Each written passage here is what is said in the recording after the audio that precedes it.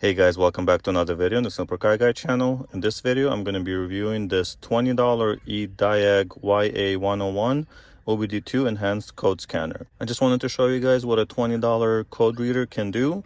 And actually this scanner can be found with discounts on Amazon all the time. I will also be posting some coupons or discount codes in the description. Just to make one thing clear, the scanner was sent to me for free. However, I'm not getting paid for this review, so this is going to be as honest as any other video I post on my channel.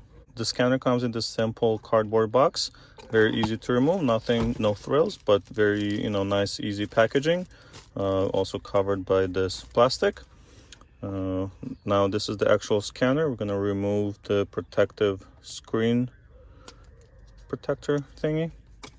So this is what it looks like out of the box. I have been using it for probably a few days just to kind of get familiar with it, and let me show you what I like and dislike about the scanner. It also comes with a little quick start guide, a lot of good information in here, so I definitely recommend reading that. Gives you a little bit more information on all of the options and what it can do. So recommend reading that before you start using it as well. All right, so I just plugged in the scanner, and as you can see, it only takes about a second for it to fully load up, which is one of the reasons that I actually really like this scanner. It also has a 124 by 64 pixel screen, actual full color screen, and not just one line type of screens as you can see in other cheaper or less expensive scanners. So this is a big benefit for the scanner that's around 20 bucks, and you have actual full screen where you can read everything and go from option to option. It's quick and it loads just like it should. The scanner covers American cars that are newer than 1996, European cars that are newer than 2000, and Asian cars that are newer than 2008. Once the screen loads, you're presented with the main menu where you can do the diagnostics, look up different codes. You can do a voltage test, which is not something I would expect from a scanner in this price range. So if we go to voltage test, you can see that my battery has 12.2 volts and is in a good status.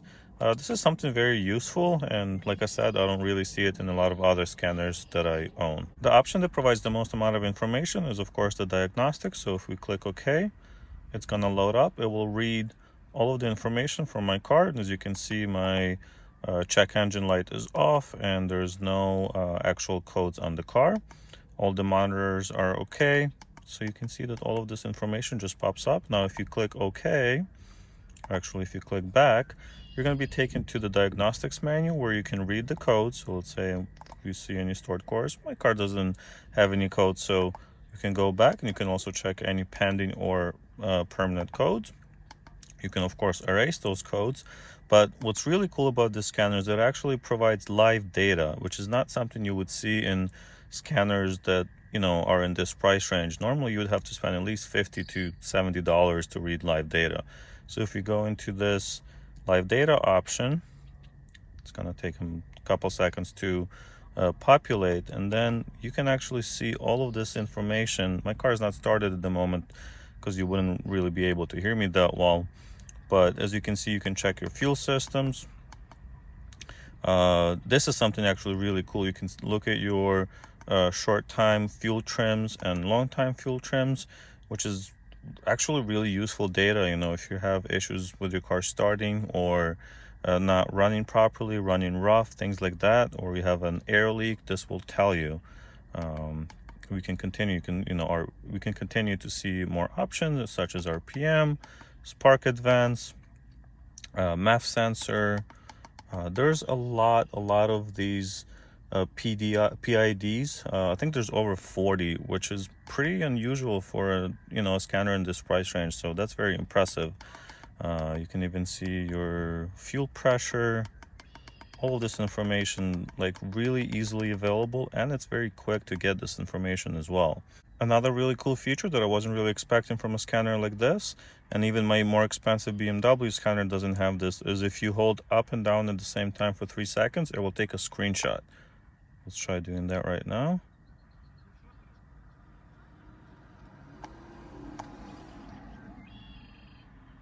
There it is, so screenshot saved. So this is very useful when you're looking at certain information, but you just want to take a snapshot of what's actually on the screen. This will do it for you. We're now back at the diagnostics menu, where we can see that you can look at the freeze data. You can also look up vehicle information. I might have to turn the vehicle on for this, but you can also check I am readiness. So this is for when, before you go to get your emission testing done, you can click on I am readiness, and you have two different options. And as you can see, my systems are all ready to go. I mean, this device would be worth it just to get this checked before you get, have to drive and wait in line to get your emissions done, if your car is not ready. Very helpful, loads pretty quick, and you can do it for, just since you cleared the codes or just this drive cycle. If we keep going down in the menu, we can get to mode 6. Mode 6 is something I had to actually look up, but this is where the scan tool controls the operation of vehicle components. You can also do tests of, certain systems. So if we scroll down, for example, we can take a look if there's any misfires on cylinder 1. So you can go into the system and see what kind of limits are and whether your car is passing those limits or not. So as you can see, my car is fine. But this would be really useful if, let's say, your car misfires and you would like to see which spark plug or ignition coil you need to replace. Instead of pulling all four, you can do a test and see which one it is that actually needs the work. There's other ones that I haven't really played with, but they seem to be useful as well. Next item in the diagnostics menu is the O2 sensor test. So you can go ahead and select that option. This information is actually pulled from the memory and it's not a on-demand test. So this would be pretty much recorded information from the vehicle. Still seems pretty useful. You can also go to component test, but this is not supported by all vehicles. I know it's not supported on my BMW here, but you can try it on different cars and see if that helps. If your car does have a code, you can go to DTC lookup. Of course, you can just do this on your phone, but this is still very helpful. Once it loads up, it's basically a database of different codes that can come up on the car. So we can, select some kind of code. I don't know if it's gonna actually show up as a code because, well, that's not a valid one. But if we had a valid code, we can actually look up and get information on that specific code. So if your phone's dead or something and you're in the car, I would recommend having one of these in each car that you have, or just put it in the trunk and keep it just in case something happens and you need to reset the codes quickly, things like that. I find it really useful to have one of these, especially if you drive a BMW or a Mini. As we all know, these cars can get a little bit troublesome, and you don't want to be, with half power driving home. If you can reset the codes, get the car home, and then figure out what was actually wrong with it. To summarize all the good things, the scanner can read and erase codes very quickly as well. It can also read the live data, which is very unusual for this type of device. You can also do IS monitoring, which is really nice for those that need the cars checked for emissions yearly or every couple of years. Also has a very nice full color TFT display, which is not something you're going to find on the $20-$30 scanners from AutoZone or Walmart or Harbor Freight. The live data that it provides pulls a lot of different PIDs, over 40 like I mentioned. You can also check your battery voltage and health of the battery. Another really good thing about this one, it has a pretty lengthy cable. As you can see, it's plugged in all the way over there in the car, and I still have enough room to move it all the way to here.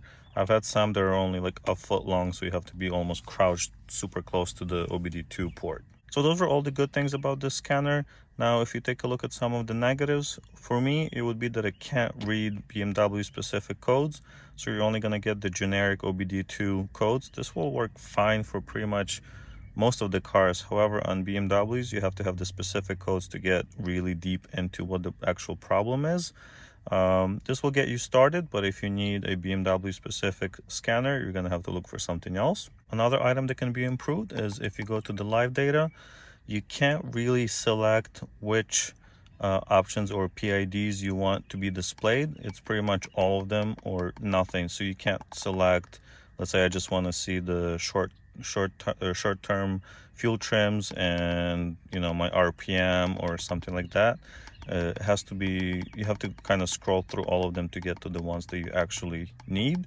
It would be nice to have an option to select just, you know, just let's say load on ABS and fuel type, and that's it, and that's all that it's being displayed on the screen.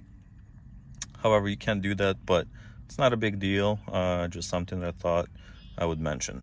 Another improvement that can be done on this scanner is to add a graphical interface in a way. So when I select, let's say, voltage on my battery, if I would be able to select and click on it, and then it would show me a graph displaying how it's changing based on what I'm doing to the car. That would be pretty useful. You know, if you need to take a car for a quick drive, you can look at the graph. You can go back and look at the graph then and see what kind of results you get from the drive. The only other complaint that I have is that some of these abbreviations are not very easy to read, such as this EQ rat. I don't know what that means, or AAT. I mean, I can make a guess and see what those are, but you know, sometimes it's a little bit difficult to understand what those abbreviations are. Overall, I really like this scanner. I'm just gonna keep it in one of my cars as a simple scanner that has, you know, full screen and allows me to easily identify what my problem is. That way I'll know if I need a tow truck, if something happens to the car, or if it's something I can just reset and, you know, drive home and figure it out once I'm home. So thank you guys so much for watching. I really hope you found this video useful. If you'd like to purchase one for yourself, you can find discount codes as well as links in the description down below. Don't forget to comment, like, and subscribe to the channel, and I'll see you in the next one.